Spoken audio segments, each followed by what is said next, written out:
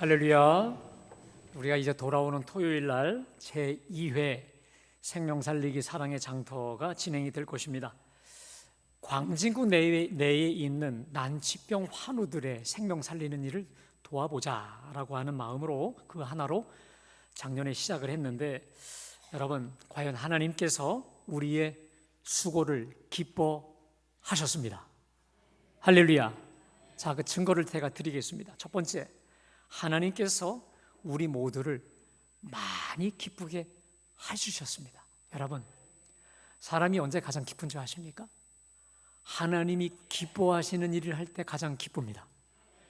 여러분, 우리 사람 속에는요, 하나님의 DNA가 들어있어요. DNA, 하나님의 형상인데 하나님의 DNA가 들어있는데, 그 DNA가 언제 가장 활발하게 기쁘게 작용하냐? 간단합니다. 하나님을 향하여 하나님 기뻐하시는 일을 할 때, 다시 말해 하나님의 기쁨이 될 때 우리가 가장 기쁘도록 우리를 창조하신 줄로 믿습니다. 정말로 우리 교회는 물론이거니와 자양동 일대 모든 분들의 큰 기쁨이 되었어요. 또 하나, 우리의 소원대로 그렇게 많은 엄청난 건 아니었지만 그럼에도 난치병으로 고통받는 우리 이웃의 생명 살리는 일에 우리가 도움을 줄 수 있어서 얼마나 감사한지 모릅니다. 자, 여러분, 올해가 이제 두 번째로 이 운동을 하는데, 제가 보니까 참 놀라운 것은 우리가 작년에 첫 타이프를 열었다고 이번 두 번째 하는 게 얼마나, 제가 볼 땐 그래요, 얼마나 자발적이고 또 조직적이고 정교하게 진행이 되고 있는지 모릅니다. 저는 사실 전혀 관여가 되고 있지 않아요. 저는 그냥 배제시켜 놓고 하시는데 더 잘하는 거예요. 더 정교하고 치밀하게, 얼마나 자발적으로 기쁨을 하시는 줄 몰라요. 그래서 제 마음에 이게 지금 두 번째 하는 건가 할 정도로 우리 사회봉사부장님이신 우리 김영주 장로님을 중심으로 해서 우리 분과위원들, 그리고 우리 남녀선교회장님들이 얼마나 기쁨으로 똘똘 뭉쳐서 일사불란하게 움직여지고 있는지 몰라요. 더욱이 감사할 만한 미담도 속출합니다. 아까 제가 말씀드렸던 그 우리 청년이 본인이 입고 싶었던 거 굉장히 비싼 겁니다. 비싸고 좋은 거 입지 않고 기증품으로 내놓는 마음을 주시기도 했지만, 여러분 기억나십니까? 작년에 그 치즈가 판매가 됐죠. 작년에도 무료였는데 올해도 치즈를 풍성하게 무료로 주시는 분이 있어요. 누구냐면 우리 교회 교인이 아닙니다. 다른 교회 집사님이신데 이분이 올해도 양질의 많은 치즈를 전액 그냥 기증을 하시기로 하셨는데, 제가 너무 감사해서 전화를 드렸어요. 그랬더니 이분이 도리어 이렇게 말씀하시네요. 목사님, 제가요 이 선한 일에 사용될 수 있어서 더 기쁩니다. 더 기쁩니다. 오히려 더 본인의 그 기쁨을 얘기하시는 거예요. 그러면서 전화 끊기 전에 한 가지 부탁을 하시더라고요. 근데 목사님, 제가 요즘에 이 업계가 많이 어렵거든요. 생각나실 때, 매일은 아니어도 생각나실 때 한번 기도 한번 해주세요 라고 전화를 끊었습니다. 사랑하는 여러분, 하나님은 우리의 이 생명 살리는 생명사역 기뻐하시는 줄로 믿습니다. 왜 그럴까요? 우리 예수님이 이 땅에 오신 목적이, 복음서 보세요. 우리 살리러 오지 않으셨습니까? 할렐루야. 우리 살리러 오셨다고요. 귀신을 쫓아내고 병자들의 병을 고치고, 그렇죠? 죽은 사람도 고치고, 결국은 육신적으로도 살리지만 결국 영적으로 우리를 완벽히 살리시기 위해 이 땅에 오셨잖아요. 그래서 요한복음 10장 10절에 우리 예수님의 목적을 이렇게 말씀하시지 않습니까? 우리 다 같이 봉독합니다. 도둑이 오는 것은 도둑질하고 죽이고 멸망시키려는 것뿐이요, 내가 온 것은 양으로 생명을 얻게 하고 더 풍성히 얻게 하려는 것이라. 할렐루야. 여러분, 악한 마귀는요 도둑놈입니다. 도적질하는 도둑놈이기 때문에 우리를 죽이고 멸망시키고 흩어버리게 만들고 힘을 쭉쭉쭉, 소위 기빨리게 만드는 것처럼 기빠지게 하다가 결국은 죽입니다. 그러나 우리 예수님은 우리를 살리러 오신 줄로 믿습니다. 살리시되 더 풍성한, 우리에게서 나올 수 없는 풍성한 생명으로 육신, 영적으로 우리를 살리시기 위해 이 땅에 오셨던 거죠. 그래서 오늘 이 생명 살리는 생명 사역은 우리 교회의 어떤 특정한 소수의 사역이 아니라 우리 갈보리에 소속된 모든 전교인, 다시 말해 유아 유치부로부터 시작해서 우리 노년, 백발이 성성하신 우리 노년에 이르기까지 전 교인, 전 세대의 자랑스러운 사명이고 비전이 되어야 하는 줄로 믿습니다. 그리할 때에 이 생명 살리기 사랑의 장터는 지금도 그렇지만 앞으로도 우리 갈보리의 큰 기쁨과 가슴 뿌듯한 자랑스러운 자부심과 행복한 풍성한 사역으로 더 힘있게 전개되어질 줄로 믿습니다.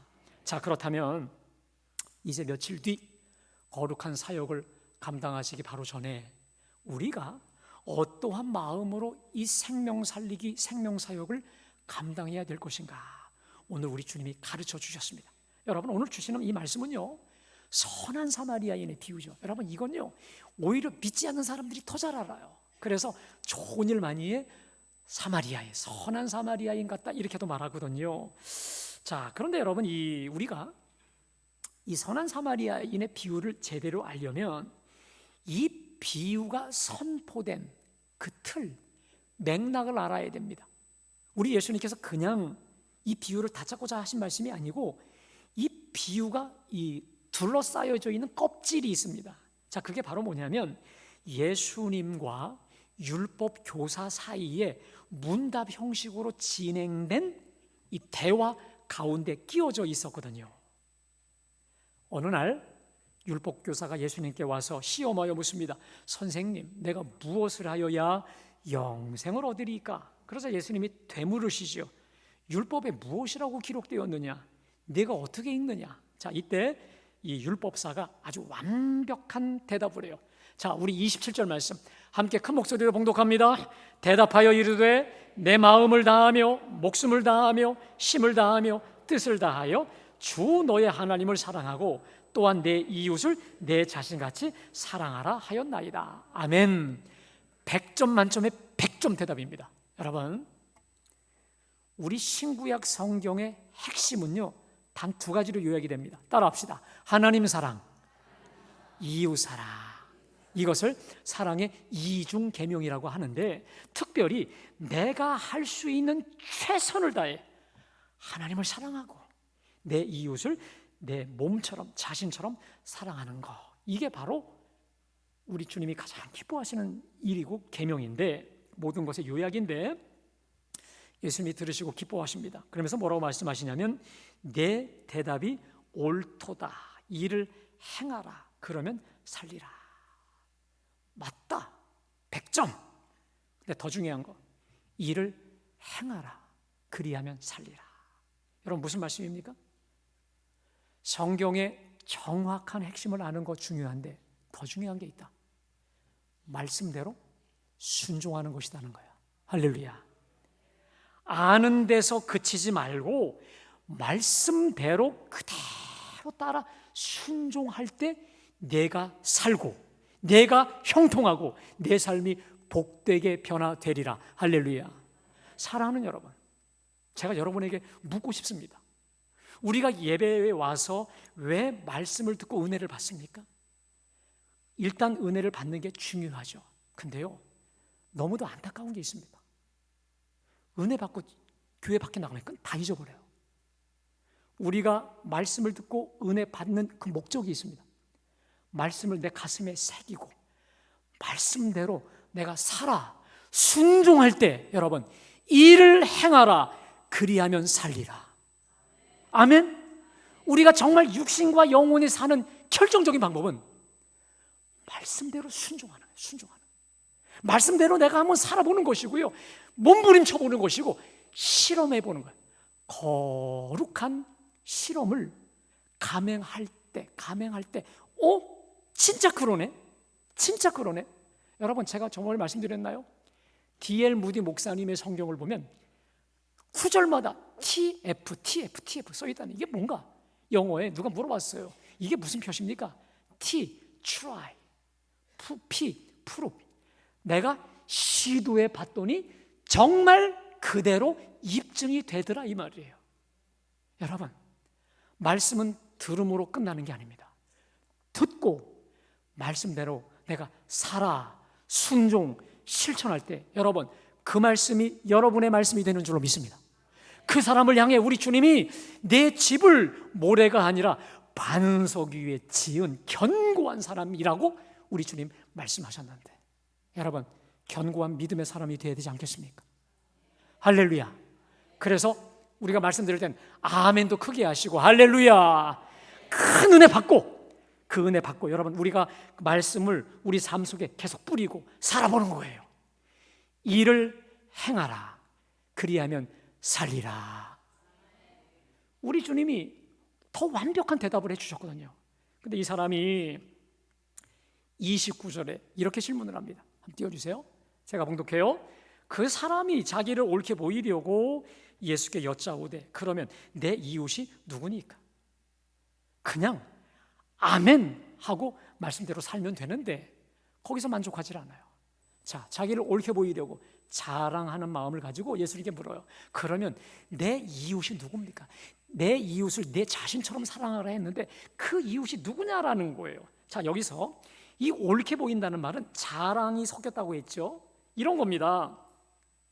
이 율법사는 자기가 생각하는 이웃에 대해서만큼은 완벽하게 내가 사랑을 잘 베풀고 있다라고 자부하며 질문을 던지고 있는 거예요. 자, 그러면 이 율법사가 생각하고 있는 자기의 이웃 개념이 뭘까? 예수님 당시에 이웃이 누구냐? 이것은 유대인들 사이에 아주 논란의 제목이었습니다. 누가 이웃이지? 어디까지가 내 이웃이지? 이웃의 범위, 한계, 이것이 아주 큰 쟁점이었거든요. 당시 유대인들의 이웃은 간단합니다. 같은 민족, 같은 피, 같은 종교 공동체에 속한 사람들, 다시 말해 유다 동족으로 한정을 시켰습니다. 특별히 유대인 중에서도 바리새인은 바리새인만 자기 이웃이고 형제예요. 그 외 사람들은 사람으로 치지도 않았어요. 그래서 심지어 유대인들은요, 이런 말도 있습니다. 자기 공동체 바운더리 안에 들어온 이웃은 사랑하지만 원수는 미워해야 한다. 여기까지 나아가고 있었던 상황이었거든요. 자, 이런 상황에서 이 율법사의 질문이 대두된 거죠. 그러면 내 이웃이 누구니까? 이 질문에 두 가지가 들어가 있는 거예요. 당신이 지금 이웃을 네 자신처럼 사랑해야 된다고 했는데, 그렇다면 내가 이웃 사랑을 실천해야 될 그 범위 한계가 어디까지냐는 거예요. 또 하나, 나는 그래도 내 이웃이라 여기는 사람에게 완벽한 사랑을 실천하고 있는데 이만하면 충분하지요. 이런 두 가지 교만함이 있는 거예요.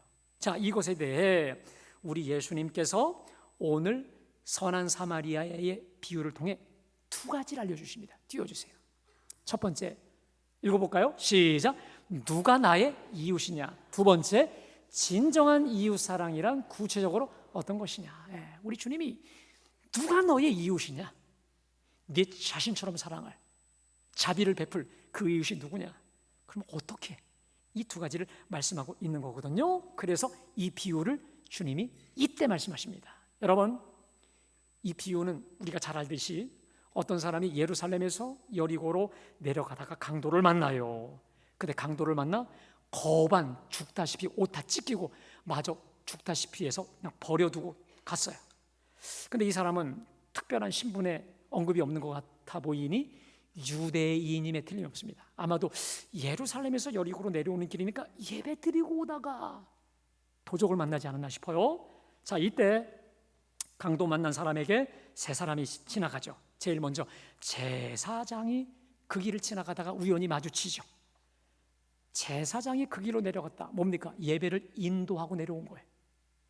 자, 이 사람은 종교적 의무를 다 수행하고 내려왔는데 보니까 거반죽은 거의 시신처럼 생각한 거예요. 이때 이 사람은 보고 지나갔습니다. 왜 그랬을까요? 나그네의 신원이 파악되지 않은 거 보니까 아마 산적들이 저 사람을 미끼로 나를 덮칠 거야. 이 두려움 때문에 도망갔을 수 있고, 또 하나 종교적 이유 때문입니다. 여러분, 그 당시에 제사장은요, 죽은 시체를 만지면 안 돼요. 그래서 부모, 아들, 딸, 시집가지 않은 이 친누이를 제외하고는 시신을 접촉하면 안 되는데 부정 탈까봐 그냥 지나갈 수 있었겠어요? 뭐 이해가 될 수 있겠죠. 두 번째, 레위인입니다. 이 사람은 제사장처럼 시신 만지는 데 있어서 큰 제약은 그렇게 많지 않아요. 하지만 역시 산적놈들이 숨어 있을 거야, 미끼로 나를 덮칠 거야 해서 두려움 때문에 그냥 간 것 같아요. 자, 세 번째, 모든 사람의 기대를 깨고 서프라이즈, 아주 놀라 자빠질 만한 사람이 등장합니다. 누굽니까? 사마리아인이에요. 여러분, 당시 유대인들이 가장 저주하고 가장 개이하로 여겼던 혐오 대상 1위가 바로 사마리아 사람입니다. 여러분 아시죠? 원래 사마리아는요, 남유다 북이스라엘 같은 동족이었는데 아수르가 주전 722년에 북이스라엘을 점령하면서 그 위에 그들을 다 아주 피를 섞게 만들어요. 아주 피를 아수르인들과 섞어버리면서 다른 동족으로 만들어요. 그러자 남쪽의 유대인들이 정말 개만도 못하는 사람으로 아주 저주 혐오 대상으로 사마리아인을 따돌려 버리거든요. 그러니까 서로 원수가 된 것이거든요. 근데 사마리아 사람이 등장해. 근데 이 사람이 너무 선행을 베풀어. 자, 누가복음 10장 3, 2, 3절 말씀. 자, 제가 봉독합니다. 어떤 사마리아 사람은 여행하는 중 거기 이르러 그를 보고 불쌍히 여기어, 보세요, 가다가 그 사람을 보고 제사장도 레위인도 도망을 가는데 불쌍히 여기고는 가까이 갑니다. 기름과 포도주를 그 상처에 붓고 싸매요. 여러분, 포도주와 기름을 상처에 붓고 싸맸다, 이게 뭡니까? 자기 옷을 찢은 거죠. 찢어서 싸매고 있습니다. 자기 짐승에 태워 주막으로 데리고 가서 돌보아 주었어요. 35절 보세요. 그 이튿날, 이게 뭘까요? 밤새 죽어가는 사람을 병실에 간호했다는 거 아니겠습니까? 그리고 주인에게 데나리온 도를 주면서 이 사람을 돌보아 주라, 비용이 더 들면 내가 갔다 오겠다. 이게 무슨 말입니까?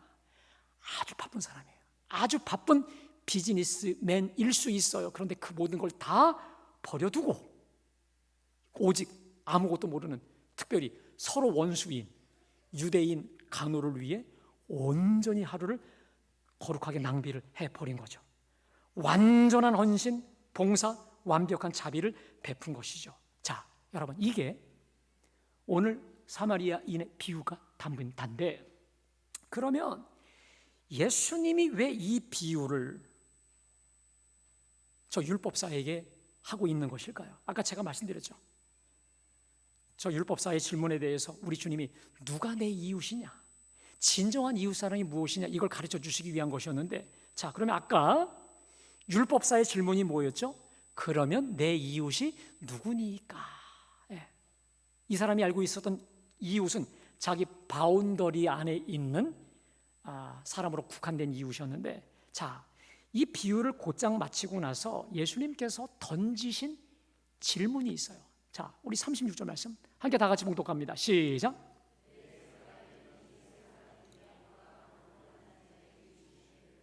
네. 주님이 물어요. 내 생각에 이 세 사람 중에 누가 강도 만난 자의 이웃이 되겠느냐? 다시 말해, 이웃이 되어 주었느냐, 이 말이에요. 자, 그때 이 사람이 뭐죠? 말하죠. 자비를 베푼 자니이다. 여러분, 사마리아인이라고 안 해요. 왜 그럴까요? 혐오스러운 거거든요. 저 개만도 못한 사마리아인을 차마 말할 수는 없고, 자비를 베푼 자가 바로 이웃이 됐다라고 하는 걸 말하고 있는 거죠. 자, 그러면 율법사의 질문 다 두 가지 좀 띄워줘 보실까요? 보십시오. 오늘 우리 예수님께서 이 비유를 하실 수밖에 없는 근본 이유가 있습니다. 율법사는 이렇게 질문합니다. 내 이웃이 누굽니까? 누구입니까? 그때 예수님의 질문은 누가 강도 만난 자의 이웃이 되겠느냐? 이렇게 또 질문하세요. 여러분, 이 차이가 뭘까요? 율법사는 내 이웃이 누구냐고요?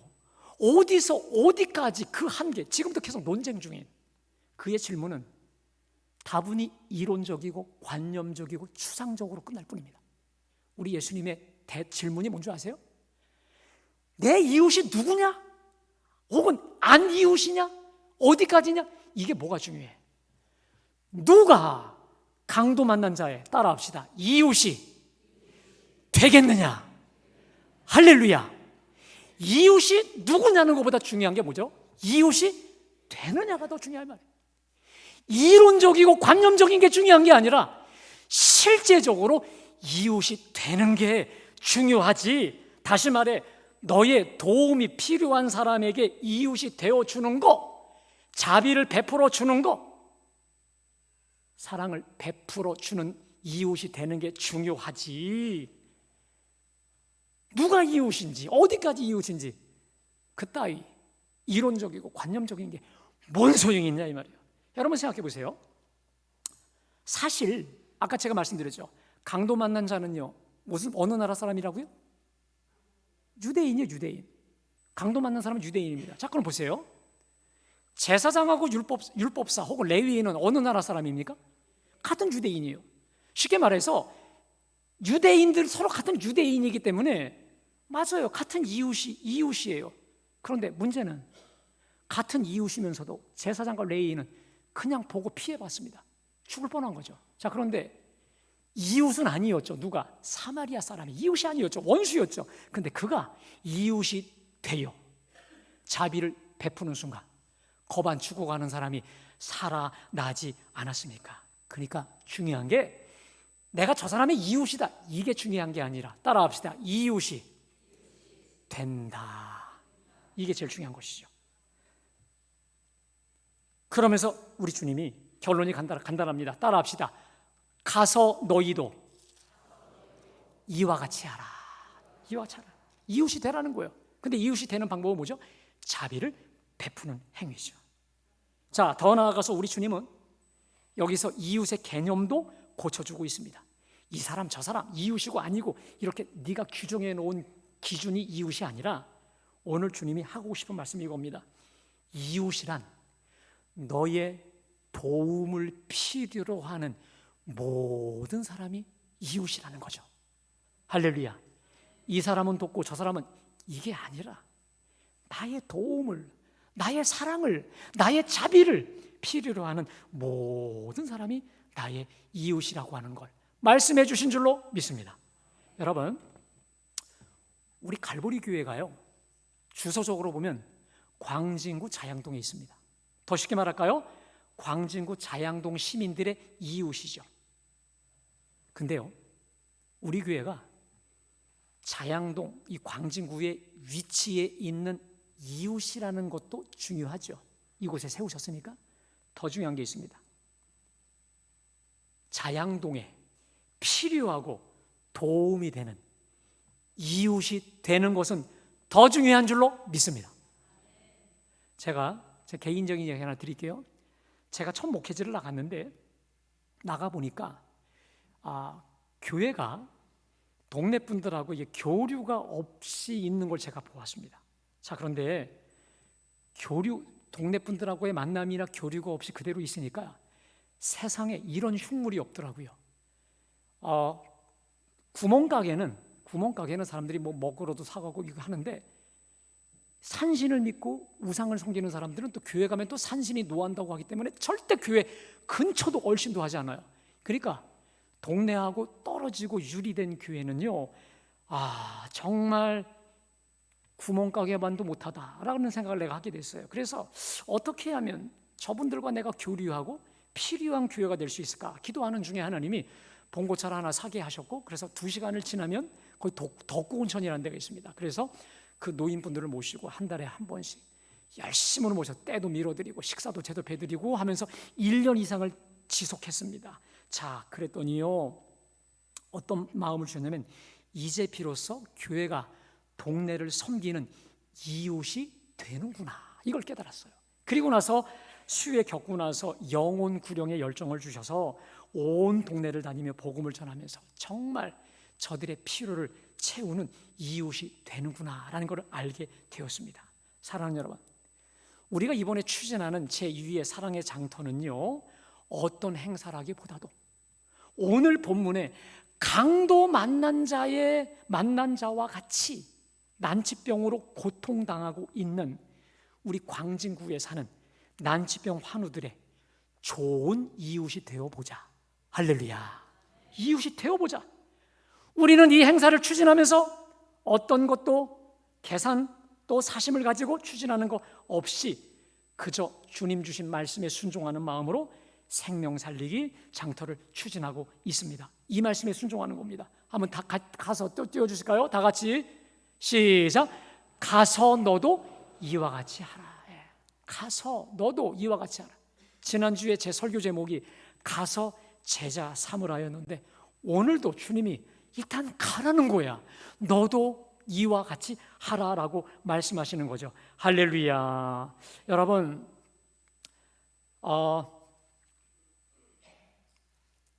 저는 제가 담임 목사로서 여러분에게 꼭 하나 좀 부탁하고 싶은 게 있습니다. 우리가 이 행사를 추진하고 준비하는 모든 분들 속에 정말 기쁨이 있기를 원합니다. 할렐루야.